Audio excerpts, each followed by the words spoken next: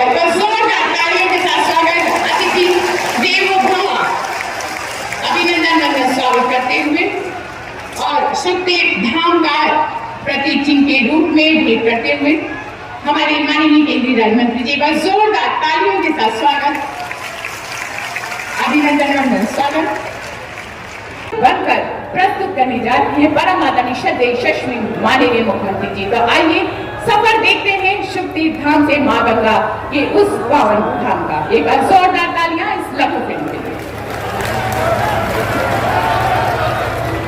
गौरवशाली विरासत की धरती उत्तर प्रदेश पवित्र तीर्थ स्थानों और संस्कृतियों का संगम है। आध्यात्मिक सौंदर्य को समेटे यह पवित्र भूमि सदियों से आस्था का केंद्र है। इन गौरवशाली धरोहरों के कायाकल्प के लिए अभियान चलाकर डबल इंजन की सरकार ने जन आस्था का सम्मान किया है। जब हम कल्चरल इंफ्रास्ट्रक्चर की बात करते हैं तो उसका मतलब सिर्फ आस्था की जगहों से जुड़ा इंफ्रास्ट्रक्चर ही नहीं है। इंफ्रास्ट्रक्चर जो हमारे इतिहास से जुड़ा हुआ, जो हमारे राष्ट्र नायक और राष्ट्र नायिकाओं से जुड़ा हुआ, जो हमारी विरासत से जुड़ा, उसका भी उतना ही तत्परता से निर्माण किया जा रहा है। एक भारत श्रेष्ठ भारत के शिल्पी यशस्वी प्रधानमंत्री श्री नरेंद्र मोदी जी की प्रेरणा से सनातन संस्कृति की पुनर्स्थापना हुई है। तीर्थ स्थानों के कायाकल्प से सांस्कृतिक पर्यटन को नए आयाम मिले हैं। भारत माता की, भारत माता की, गौ माता की, गौ माता की, गंगा माता की, गंगा माता की, भागवत भगवान की, भागवत भगवान की, पूज्य संतों की, पूज्य संतों की, हर हर महादेव।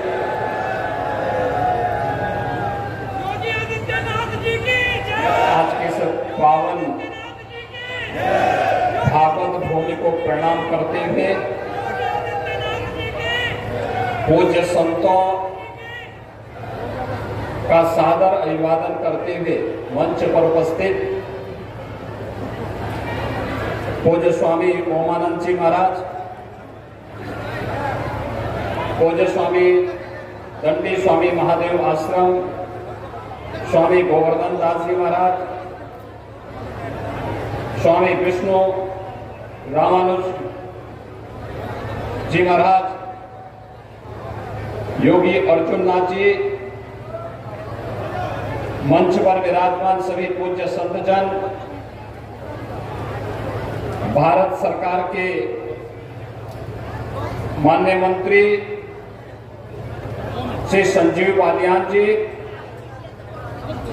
उत्तर प्रदेश सरकार में मेरे सहयोगी मंत्री जल शक्ति मंत्री श्री स्वतंत्र देव सिंह जी, उत्तर प्रदेश सरकार में ही मेरे सहयोगी मंत्री श्री कपिल देव अग्रवाल जी, आज के इस कार्यक्रम में उपस्थित जिला पंचायत अध्यक्ष डॉक्टर वीरपाल निर्वाल जी, विधान परिषद सदस्य श्रीमती वंदना वर्मा जी, जिला अध्यक्ष भारतीय जनता पार्टी श्री विजय शुक्ला जी, नगर पालिका परिषद के अध्यक्ष श्रीमती मीनाक्षी स्वरूप जी, पूर्व विधायक श्री विक्रम सैनी जी, उमेश मलिक जी, प्रमोद कुटवाल जी, प्रशांत चौधरी जी, आज के इस कार्यक्रम में उपस्थित इस भागवत भूमि के प्रति आस्था भाव रखने वाले मुजफ्फरनगर जनपद के मेरे सभी उपस्थित भाइयों बहनों, लगभग 4 वर्ष के बाद एक बार फिर से मुझे भागवत भूमि का दर्शन करने का अवसर प्राप्त हुआ है। इस पावन भूमि को कोटि कोटि नमन करते हुए मैं आप सबका हृदय से अभिवादन करता हूं।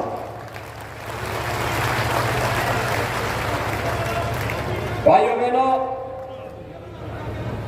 आज मेरा सौभाग्य है कि मेरे सामने यहाँ के पूज्य संतों ने जो प्रस्ताव रखा था, हमारे माननीय जनप्रतिनिधियों ने जो प्रस्ताव रखा था, आज जल शक्ति मंत्री भी और विभाग के प्रमुख सचिव भी यहाँ मेरे साथ में हैं कि मां गंगा की पवित्र धारा सुख तीर्थ से होकर के बहनी चाहिए। वह सपना भी आपका साकार हो रहा है। मैं आप सबको मां गंगा को प्रणाम करता हूं और आपको इसके लिए बधाई देता हूं। मां गंगा तो देव नदी है, साक्षात भगवान विष्णु के चरणों से निकल करके भगवान शिव ने जिन्हें अपनी जटाओं में धारण किया और महाराज भागीरथ की तपस्या के कारण इस लोक में आकर के हजारों वर्षों से कोटि कोटि मानवों के उद्धार का कारक बन रही है।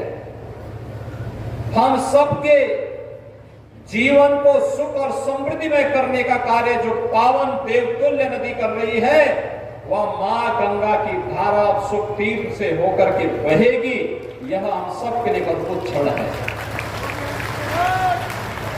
भाइयों बहनों, आज जब एक और सुख तीर्थ से मां गंगा की धारा फिर से आई है, ये क्षेत्र तो भागवत भूमि है। मैं भी आया यहां पर जब सुख तीर्थ के इस पावन आश्रम में मैंने यहां मंदिर का दर्शन किया। मैं देख रहा था कई भागवत कथाएं यहां पे चल रही हैं। श्रीमद् भागवत महापुराण की कथा यहां चल रही है। याद करिए, इस धरती पर कोई ऐसा क्षेत्र नहीं है जहां आज के दिन पर श्रीमद् भागवत महापुराण की कथा न हो रही हो। और यहां तक कि दुनिया के अंदर जहां कहीं भी भारतवंशी रहता है, वह बड़ी श्रद्धा के साथ यहां के कथा व्यास को बुला करके श्रीमद् भागवत महापुराण की कथा का श्रवण करके अपने जन्म और जीवन दोनों को धन्य करता है। यह सौभाग्य इस धरती को है कि महाराज सुखदेव के श्रीमुख से सबसे पहले इस कथा को सुनने का किसी को अवसर प्राप्त हुआ था। तो महाराज परीक्षित ने अपने मोक्ष के लिए इसी धरती पर श्रीमद् भागवत महापुराण की कथा को सुना था। और तब से एक अमर कथा इस संपूर्ण धरा के कोटि कोटि मानवों के उद्धार का कारण बनती है। उनके जन्म और जीवन दोनों को धन्य करने का कार्य कर रही है। ऐसे सुख तीर्थ की भूमि जनपद मुजफ्फरनगर में वृक्षारोपण महाअभियान के साथ हमें जुड़ने का अवसर प्राप्त हुआ है। मैं जब आया यहाँ पे मुझे एक वृक्ष भी लगाने का अवसर प्राप्त हुआ और गौ माता को गुड़ खिलाने का भी अवसर प्राप्त हुआ। भाइयों बहनों, आपने देखा होगा यहाँ पे जो अक्षय वट है, 5000 वर्ष पुराना अक्षय वट है और मान्यता है वह सदैव सदाबहार रहता है।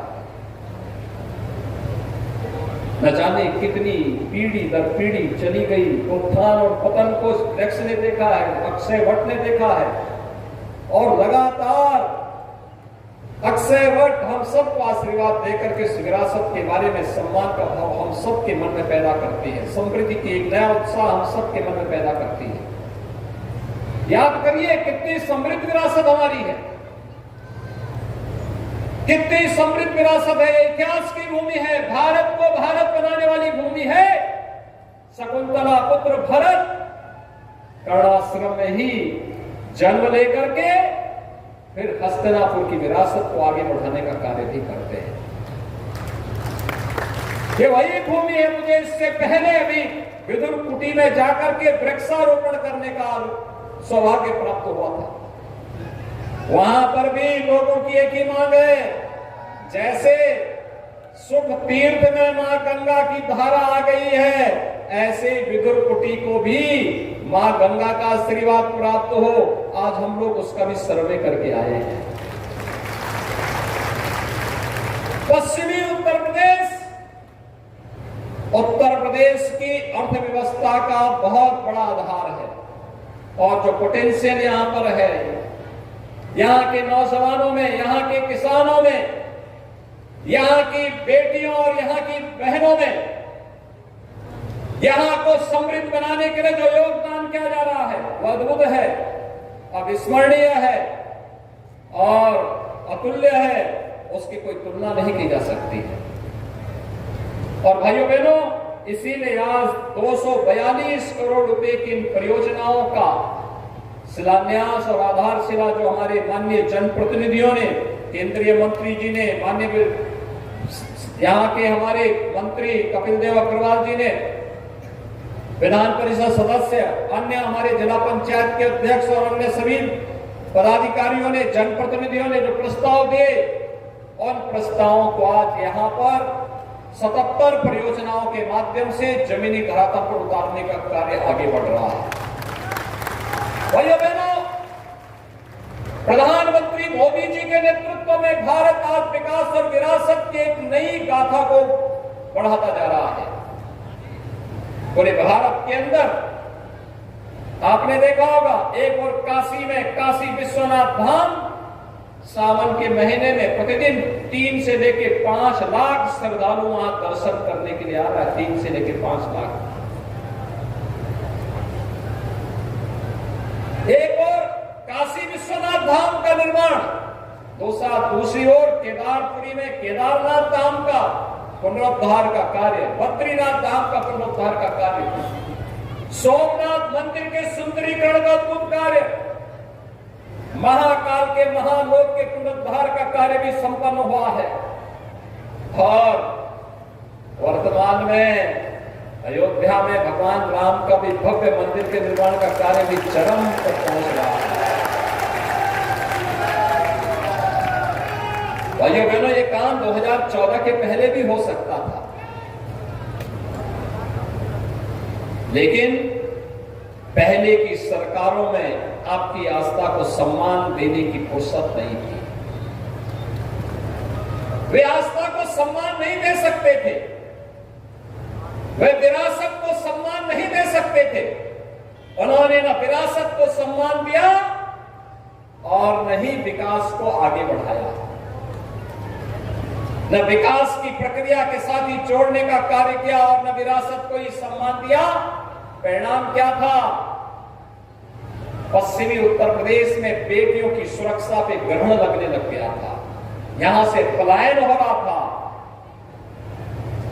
अराजकता चरम पर थी, किसान परेशान था, नौजवान बेरोजगार था, बेटियां असुरक्षित थी। और अब मैं कह सकता हूं, अब पश्चिमी उत्तर प्रदेश का हर नागरिक कह सकता है कि बेटी की सुरक्षा के साथ खिलवाड़ करने वाला अब धरती पर नहीं रसातल में जाएगा, उसके लिए धरती पर तो जगह नहीं मिलेगी।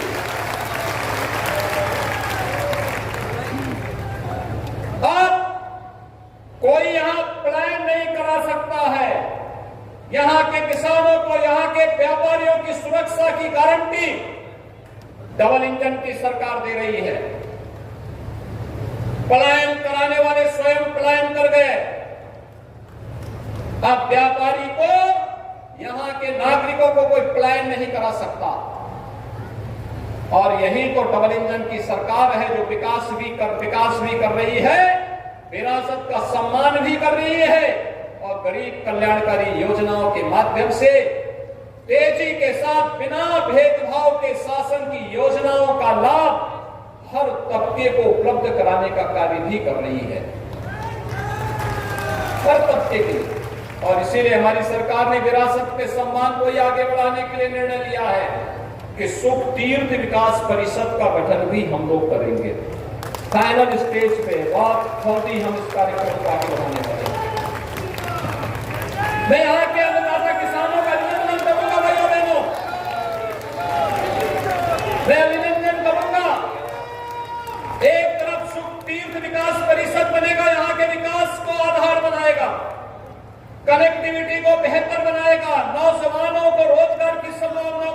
विकसित करेगा, हमारे पूज्य संतों की आस्था को सम्मान देगा, तो दूसरी ओर विकास के नए नए द्वार भी खोलेगा। नए नए द्वार उसके माध्यम से खुलते हुए दिखाई देंगे। और भाइयों बहनों, विकास के कार्यक्रम एक और आगे बढ़ेंगे। दूसरी तरफ इस क्षेत्र में अन्नदाता किसानों का मैं अभिनंदन करूंगा, जिन्होंने वन डिस्ट्रिक्ट वन प्रोडक्ट में मुजफ्फरनगर के गुड़ की मिठास को दुनिया तक पहुंचाने का काम किया है।